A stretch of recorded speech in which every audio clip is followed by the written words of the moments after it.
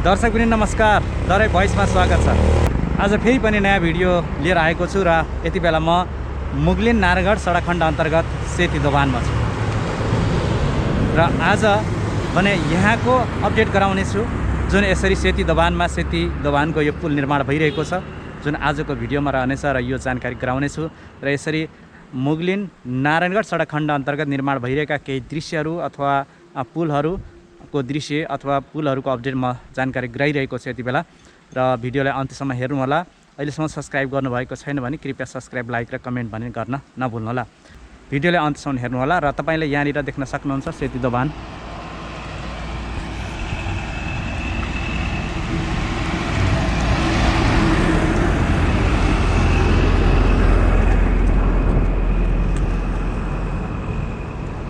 यो सेती दोभानको पुल हो, निर्माण भइसकेको छ। यो अपडेट तपाईँले यसरी देख्न सक्नुहुन्छ पछिल्लो अवस्था।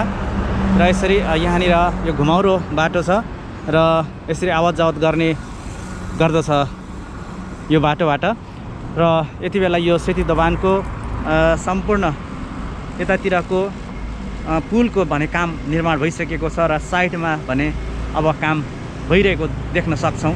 र यसरी दुवै साइडमा पुलको दुवै साइडमा निर्माणहरू अझ पुरा भएको छैन र त्यो भइरहेको छ। र यति बेला भने म यहाँ काम गरिरहेको त देख्दिनँ, तर पनि यहाँनिर केही निर्माणको अवस्थाहरू हामी देख्न सक्छौँ। यति बेला यो सेती दोभानको पुलको निर्माणको अवस्था र तपाईँलाई यो दृश्य म आज देखाइरहेको छु। सेती दोभानमा निर्माण भइरहेका केही पुलको दृश्यहरू र पुलको दृश्य यति बेला तपाईँलाई देखाइरहेको छु। र यो अपडेट के भइरहेको छ र यहाँनिर कुन अवस्थामा यो सेती दोभान पुल पुगेको छ यो पनि म अहिले तपाईँलाई देखाइरहेको छु। तपाईँले यसरी सजिलै देख्न सक्नुहुन्छ यो पुलको अवस्था। यो दृश्य तपाईँले यति बेला यहाँनिर यसरी देख्न सक्नुहुन्छ। दर्शकवृन्द, यो हो सेती दोभानको पुल, जुन अघिल्लो भिडियोमा मैले सेती दोभानको निर्माण भइरहेको अवस्था पनि देखाएको थिएँ र त्यति बेला बनिसकेको जहाँसम्म थियो त्यतिसम्म देखाएको थिएँ। र अहिले पनि त्यही नै अवस्थामा छ। र यो सेती दोभानको मुगलिङ नारायणघाट सडक खण्ड अन्तर्गत निर्माण भइरहेको यो सेती दोभानको पुल हो। र यो पुल निर्माण भइसकेपछि यहाँनिर आवत जावत गर्नको लागि सहज हुनेछ। र यहाँनिर निकै साँघुरो अगाडिपट्टि यो बाटो छ र यसरी यो साइडबाट यसरी घुमाउरो बाटो जाने गर्दछ अहिले गाडी। र तपाईँले यो पनि देख्न सक्नुहुन्छ यसरी आवत जावत गरिरहेको अवस्था छ गाडीहरू। र यो निर्माण भइसकेपछि यो पुल निर्माण भइसकेपछि अब बल्ल सोझो बाटो हुनेछ र आवत जावतको लागि पनि निकै सहज हुनेछ।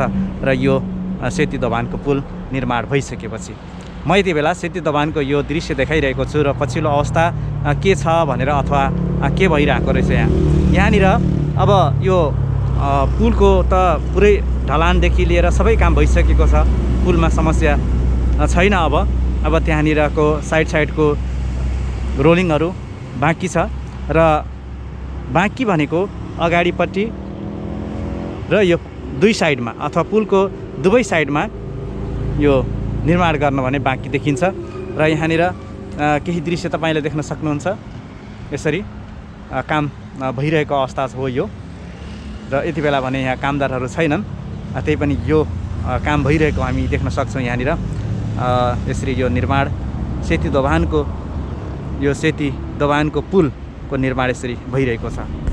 दर्शकवृन्द, यो मैले तपाईँलाई दृश्य देखाइरहेको छु सेती दोभानको यो पुल, जुन मुगलिङ नारायणघाट सडक खण्ड अन्तर्गत निर्माण भइरहेको यो पुलको दृश्य म तपाईँलाई देखाइरहेको छु।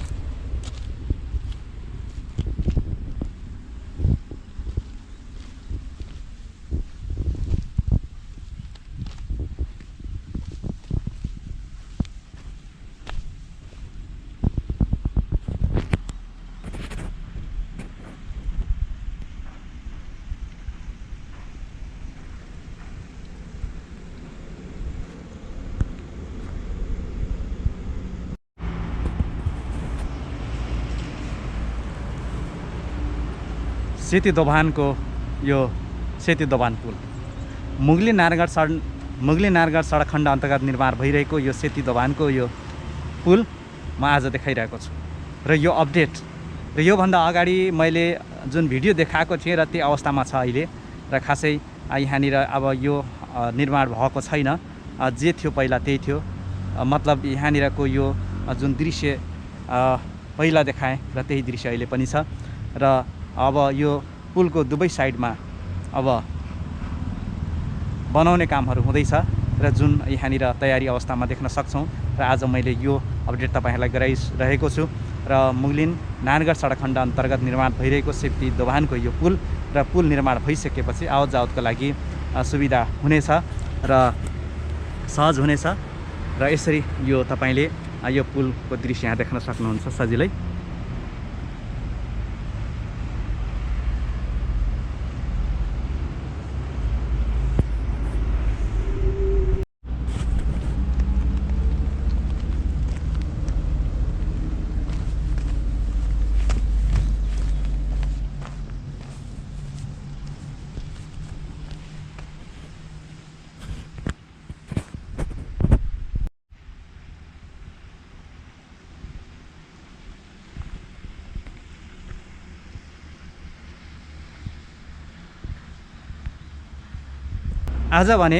आजको भिडियो यही अन्त्य गर्न चाहन्छु। आज मैले तपाईँलाई सेती दोभानको यो पुल देखाएँ र जुन दृश्य तपाईँले सहजै देख्न सक्नु, जुन आज मैले यो दृश्य देखाएँ सेती दोभानको यो पुलको निर्माणको अवस्था यहाँसम्म पुगेको छ र पक्कै पनि यो निर्माण भइसकेपछि आवत जावतको लागि निकै सुविधा हुनेछ। मुगलिङ नारायणघाट सडक खण्ड अन्तर्गत यो निर्माण भइसकेपछि र आजको भिडियो अन्त्य यही गर्न चाहन्छु र फेरि पनि अर्को एपिसोडमा मुगलिङ नारायणघाट सडक खण्डमा भइरहेका विभिन्न निर्माणका दृश्यहरू म पक्कै पनि देखाउनेछु र यति बेला भने भिडियोको अन्त्य यही गर्न चाहन्छु, यही बिट पार्न चाहन्छु। भिडियोलाई अन्त्यसम्म हेरिदिनु भयो, तपाईँलाई धेरै धेरै धन्यवाद। अब अर्को एपिसोडमा फेरि भेटौँ।